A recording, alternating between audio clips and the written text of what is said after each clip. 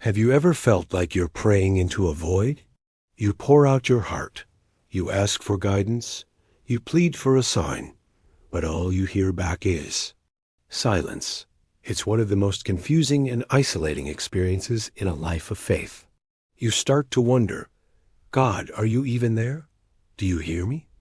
Do you care? If you've ever felt this way, you are not alone. And what I want to share with you today might just change everything you thought you knew about God's silence. It's not abandonment. It's not indifference. Something much deeper is happening.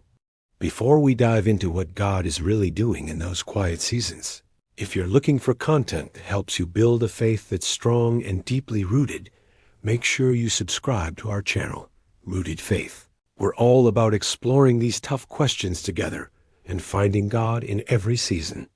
So the first thing to understand is this: God is working behind the scenes, even when you can't see it. Think of the story of Joseph. He was sold into slavery by his brothers, falsely accused, and thrown into prison. For 13 years, it must have felt like God had completely forgotten him. Where was the promise in that pit? Where was the divine plan in that prison cell? But we know the end of the story. God was orchestrating everything. He was positioning Joseph, preparing him to save an entire nation from famine. Joseph couldn't see the full picture from his perspective, and neither can we. When God is silent, he is often moving pieces on the board that we don't even know exist. He's aligning circumstances, preparing people's hearts, and setting the stage for a future you can't yet imagine. His silence isn't inactivity. It's strategic and purposeful work happening just beyond your line of sight. Second, silence is often God's way of strengthening your faith. A faith that only thrives when you get constant signs and spectacular miracles is a fragile faith. True, resilient faith is forged in the quiet. It's like a muscle. How do you make a muscle stronger? You put it under resistance. You strain it. God's silence is a form of spiritual resistance training. It forces you to move from a faith based on feeling to a faith based on conviction. It compels you to trust his character, not just his visible actions. Do you believe he is good, even when your circumstances aren't? Do you trust his promises, even when you can't hear his voice? Abraham was promised a son, and then he waited for decades. In that long, silent waiting period, his faith was tested and ultimately deepened. He learned to trust the promiser, not just the promise. In the same way, God's silence invites you to a deeper level of trust, one that says, I don't need a sign. Your word is enough for me. The third point is that God uses silence to redirect you toward his will. Sometimes we're so fixated on a specific prayer request, a particular door we want opened, that we can't see the better path God has for us. We pray, God, please give me this job, or please fix this relationship, and we expect a yes or no. But what if God's answer is silence, because he's trying to get you to look up and see a completely different direction? Imagine you're driving using a GPS, and you insist on taking a turn the GPS is silent about. The silence is a signal that you're going off route. In our spiritual lives, when we are pushing for our own plan and God is silent, it might be his gentle way of saying, that's not the way.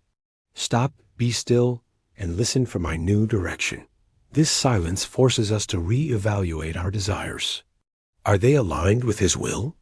Or are we just trying to get God to co-sign our own agenda? In the quiet, we have the opportunity to surrender our plans and become truly open to his. Fourth, silence can be a test that prepares you for greater responsibility. Before God elevates you, he often evaluates you. He wants to see if you can be faithful in the little things, especially when you feel unseen and unrewarded. King David is a perfect example. He was anointed as the future king of Israel as a young boy. But what happened next? He didn't go to the palace. He went back to the fields to tend sheep. For years, he served faithfully in obscurity.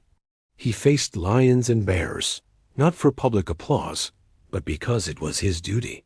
That silent, hidden period of faithfulness was his training ground. It developed the courage, humility, and dependence on God that he would need to be a great king. If you're feeling overlooked in a season of silence, consider this. God might be watching to see how you handle your current responsibilities. Are you faithful? Do you maintain your integrity? Do you keep serving when no one is watching? Your response in this quiet season is the very thing that may qualify you for the greater calling he has prepared for you.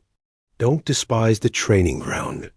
Finally, and this is so exciting, God's silence often comes right before a major breakthrough or revelation. Think about the 3 days between Jesus' crucifixion and resurrection.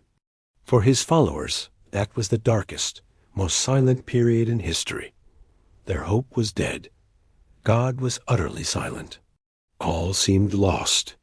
But that silence was the prelude to the greatest miracle of all time, the resurrection. It's like the quiet before the storm, but in this case, it's the quiet before the blessing. It's the deep, silent inhale before a powerful move of God. The prophet Elijah, after a great victory, fled in fear and found himself in a cave, feeling alone and defeated. God didn't speak to him in the wind, the earthquake, or the fire. He spoke in a gentle whisper after the chaos and noise had passed. The silence created the space for Elijah to hear God's voice in a new, more intimate way. If you are in a season of profound silence, get ready. Be expectant.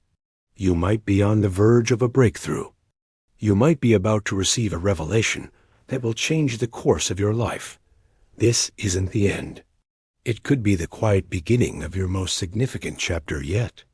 So when you feel that silence from heaven, don't despair. Remember, God is working behind the scenes. He is strengthening your faith, redirecting your path, preparing you for more, and setting the stage for a breakthrough. Your part is to lean in, to trust his character, and to wait with expectant hope. The silence is not his absence. It's his invitation to a deeper relationship with him. Thank you so much for watching.